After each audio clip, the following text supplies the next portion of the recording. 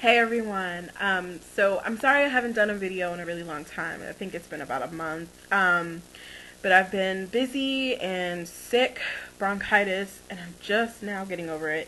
Um, Still hacking up a storm sometimes. Ew. But I'm feeling a lot better now. So hopefully I'm not too lazy to start back with more videos because I have seen more things that I need to talk about. And been in a couple situations that maybe I just want to see people's opinion on it. But today I want to talk about something a little bit more on the serious side, like some of the other videos that I've been doing. But this one kind of affects me a little bit more than a lot of other ones. It's more personal to me because I come from this background, and it's something that I've heard, and I'm sure a lot of people my age or anybody really have heard, and it bothers me on how it's perceived. And what I'm talking about is single parent homes and how they play into the role of criminals and children with mental disabilities, meaning mood disorders or things like that. So basically, I read an article a couple weeks ago that just really got me proactively thinking about how to do this video. And it was about this boy. I don't remember his name or the logistics of the whole issue, but he was in New Mexico. And he brought a gun to school. It was a young boy. I think he was in high school or something. And he couldn't put it down, or he wouldn't put it down, and they shot him dead.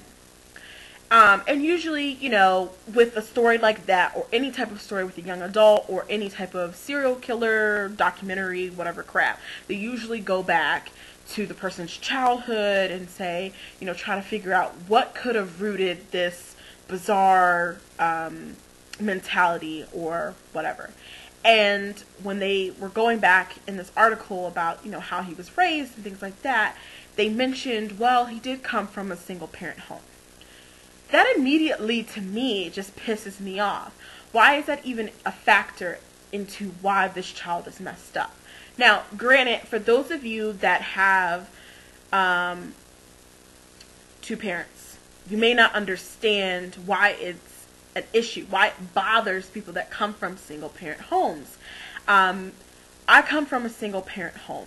My mom was mommy and daddy since I could remember. I think since I was 3 years old. And she did everything under the sun she could to provide for me. I always had food. I always had a roof over my head. I always had, I had more than what I needed. I had things that I wanted. She did everything she could, would break her back for me. And I thank you so much, if you are watching this, Mom, and I love you, for everything that you have done for me.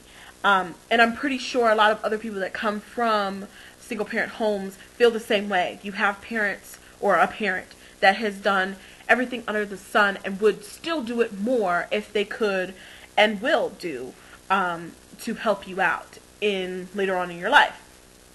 And because of that, when I hear them say, well, they did come from single parent homes, it's like coming from it, you're automatically branded with some sort of mental disability. I know you have some sort of dysfunction in your brain, and you're more likely to become a serial killer or a murderer or a rapist or a thief or a criminal, whatever, because you come from just one parent home. And I think that's a load of crap. I know a lot of people that come from single parent homes that are in school. I'm in school. I have a car. I have a job.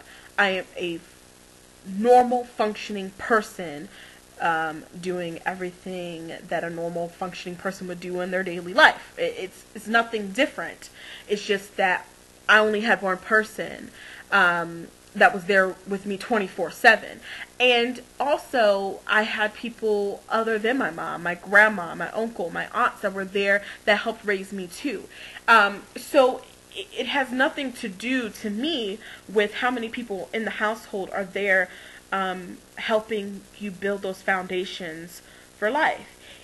It all comes down to how this person is parenting you.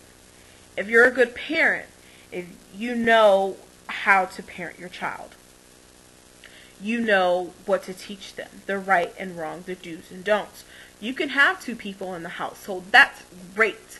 You have mommy and daddy there, but mommy and daddy may not be all the way there, if that makes sense. You can have mommy that works a lot, or daddy that's always working, and daddy's really not there to discipline or to teach you things about sex and drugs and things like that, how to say no and other things. And mommy too, women, how to treat yourself, how to portray yourself as classy, how to keep it classy. You can be sexy and classy instead of trashy and slutty. You know, your parents might not all the way be there.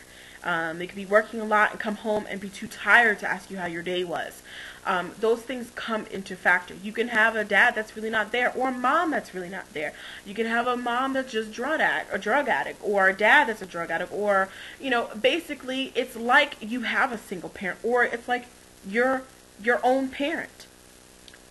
Those things come into play. It's not how many people you have in the household. It's who's there building those foundations. If you only have your older brother or sister who's still learning themselves as your parent, basically, you're really not getting those foundations, even though you may have two parents in the household, mommy and daddy, or daddy and daddy, or mommy and mommy, whatever your parents like. Shouldn't matter. It's if you're a good parent. And for those of you that are single parents and you are struggling day to day, just know that it will get better. I promise. I'm not a single parent, so I don't know that struggle, but trust me, as being a child from a single parent mom, your child also feels your struggle too. It's not just you feeling the struggle. Trust me, as much as you're feeling the stress and the hardships, your child is also feeling it too, especially if you're displaying that, not just to them, but to other people. You may not even realize it. So just keep that in mind, that your child sees and knows everything more than you think that they do, and they will play a big part in that. That affects them too. Just keep going, and no matter what, you try your hardest to keep that child happy, a roof over their head. Do everything that you're doing because it's working, and they're going to appreciate you and life and everything so much more if you continue to do that. So I just want to thank all the single parents out there that are doing exactly what they're supposed to be doing and working so hard in this tough world and this tough economy, because you make the better children. And I'm not saying that people that have both mommy and daddy are horrible parents. I'm just saying I don't think that a lot of times single parents are acknowledged for how much they struggle and how hard they work to make their children happy. Not just make them happy, but to provide for them.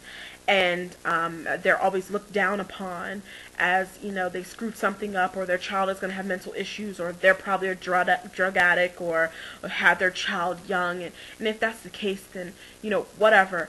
Do what you got to do to provide for your children. And I just want to commend you for working very hard. And for those of you parents that, you know, are mommy and daddy together, that are doing exactly what you're supposed to be doing, your children are on the right track, congratulations, thank you, and that's great. But I do want to gear this towards parents that are single parents, because I come from that, and it just bothers me when there's such a stigma and a brand for these children. They don't even get a chance to make a label for themselves, or to make something of themselves, without someone branding them with something, some issue, some dysfunction, something, because of where they come from. And that's all I have to say. And if you haven't subscribed, please subscribe, share this video, like this video, Thank you for watching, and as always, subscribe, share, and talk about it. It's a really good topic. And alright, so bye.